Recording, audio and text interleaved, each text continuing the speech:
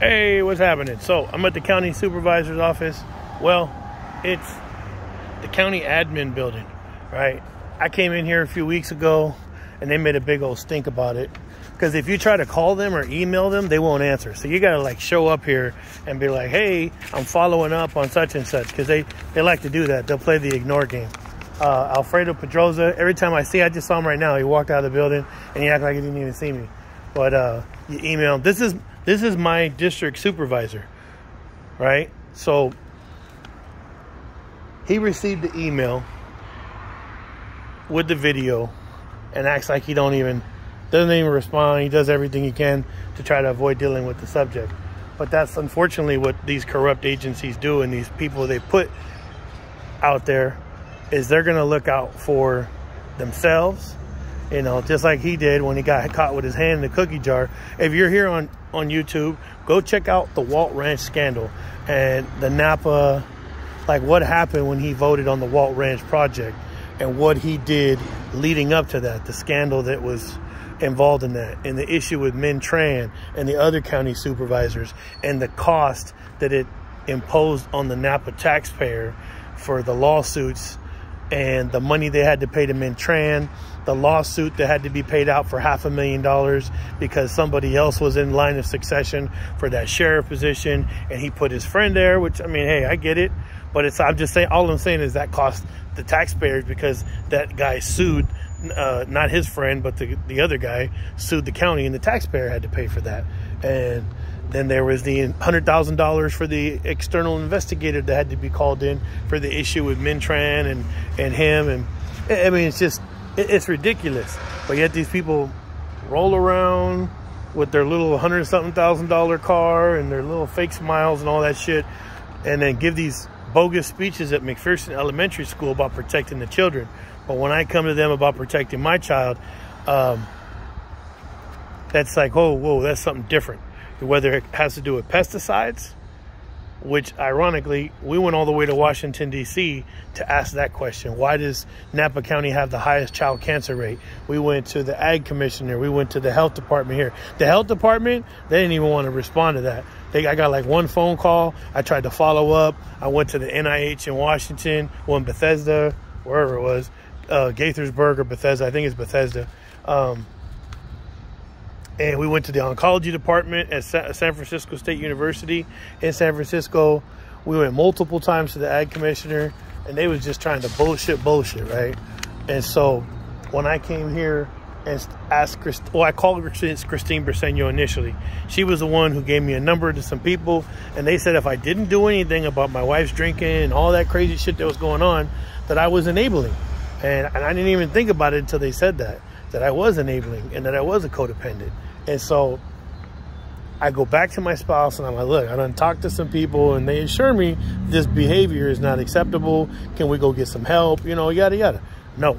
And she said, I'm not an alcoholic. And I was like, well, that's not what you said in San Diego. And, you know, what about all the stuff you had to do in San Diego? And she says, oh, I only did that because I had to. I was like, wow, you know, I really genuinely believed that she wanted to change. But it's hard when you're dealing with a narcissist and an alcoholic.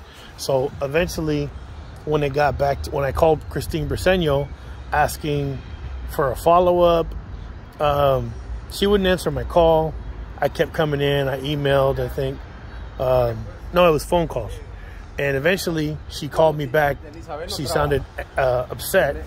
And she said that she spoke to the two people, meaning Alexis Vosmeyer and the director of Child Welfare Services, and that they assessed that was it wasn't how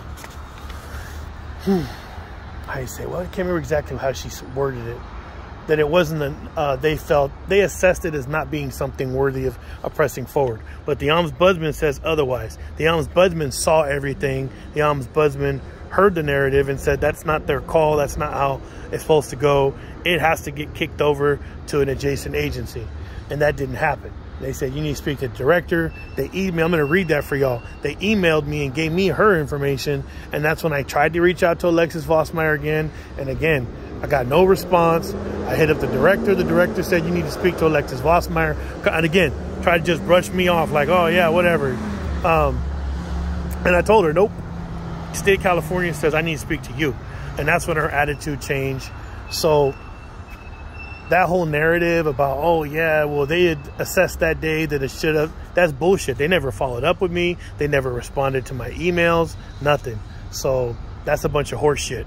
And so now she seems to have a vested interest, because every time I come in here and I want to put forth the evidence that shows that, like, hey, there was more to this. Christine Briceño, she says this is not reflective of work performance, so it's like not their problem. And so I wrote back like, hey, if you're saying, since we discussed this and you're saying that my son's safety doesn't mean shit because it doesn't have to do with work performance, can you put that in writing? And she has refused to respond. I mean, I've emailed, I've came in here, and she just flat out will not respond. And when I came here and make a video, and then I ended up over at Legal Aid, because I got to draw a really clear chronology for y'all. I shouldn't have had to go through any of this crazy ass shit. But Napa County is doing their damnedest to try to cover up this criminal history, this alcoholism, and all this shit that was happening right here in Napa to no end.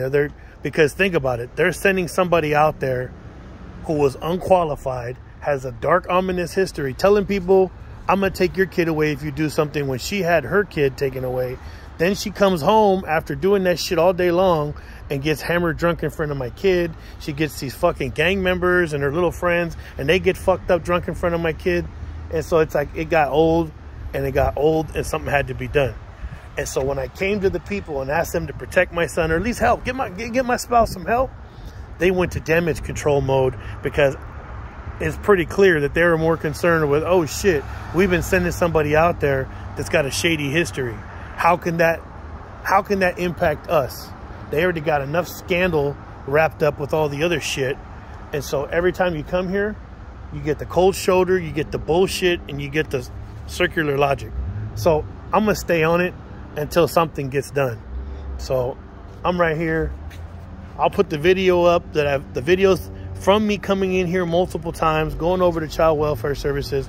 I've yet to get any phone call or email since then in response. I've asked, how do I have video evidence to put forward, because what the supervisor and the director saw is bullshit that they're trying to say that wasn't enough. When you see a grown fucking adult pissing on himself out in public, and then don't try to bullshit and say it was a medical thing, because I got multiple videos and you can see she was clearly fucking drunk in front of my little boy out in public, fucking social worker for Child Welfare Services, and they're trying to say, oh yeah, there wasn't enough for us to take this seriously. I just asked for them to have a sit down with her and give her the old, hey, team pep talk, like, hey, young lady, again, you know, you're lucky as shit to be here from what it sounds like. So why don't you tighten your shit up? You know what I mean? Tighten your shot group up. Instead, they emboldened her to go do more shit. That's what she was doing. And that's what Napa County's doing here by wiping away the crimes that she committed to try to, because she goes into these courtrooms with these people. She puts forth these investigations and showing that she's coming into courtroom 6 and lying, and going to courtroom 3 and lying in her paperwork that I have. I mean, shouldn't parents be concerned out there that she could lie in an investigation relative to their child? And unfortunately, the more investigating I'm doing, the more research I do, it sucks, because it seems like that's common practice across the country when it comes to child welfare service. And I'm not saying with every child welfare services or that all family court services are funky, but I've seen some stuff. What I've experienced here is funky. What I saw happen with her in San Diego, and the corrupt shit that I've been seeing and having to deal with here as just a parent saying, hey, can y'all protect my child? It doesn't make no sense. Going into a courtroom and them saying that because this is Napa and people come here and drink, that's a justification for somebody getting drunk in front of my son habitually. That's the word you got to use, habitually. It was a habit, right? And so that's a bunch of bullshit, man. I drive for the people that come here. They don't bring their kids here to Napa and go to the wineries and get drunk. No. They leave their kids behind. So that bullshit premise, that was a farce. And then when we were in court, they asked her if she had a bladder issue. like, that wasn't from her attorney. That actually came from the judge in this, which I was surprised, because that was something I would have expected to come from her attorney, since he was already feeding her leading questions. And then she lied about how much she consumes. But the pictures tell no lies. The videos tell no lies. The threats that she made towards me, having done everything I've done and everything I've been through, the threats that she made, we're going to keep going forward with all this. Because this shit just, it gets crazier and crazier as time goes by. And now Pandora's box is open. There's no closing it. So the only thing to do is to press forward. And unfortunately, I'm up against this corrupt body here. And I'm not saying everybody or everything in Napa County is corrupt or shady, but my son had a right to be protected. I had a right to be protected as a kid. They failed me. How dare they fail my child just to protect their image? So I will hand out leaflets.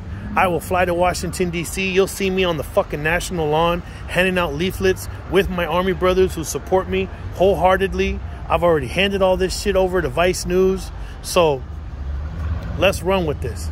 How far does Napa County want to keep taking this bullshit game they're playing? All just to cover up alcoholic behavior of somebody who needed help. And a child who needed two parents to be good role models in that sense, because I'm a recovering addict, she's an alcoholic, so he's primed for that. So it does no justice for her and I to be getting fucked up in front of our kid. Instead of protecting my son, they're protecting the facade.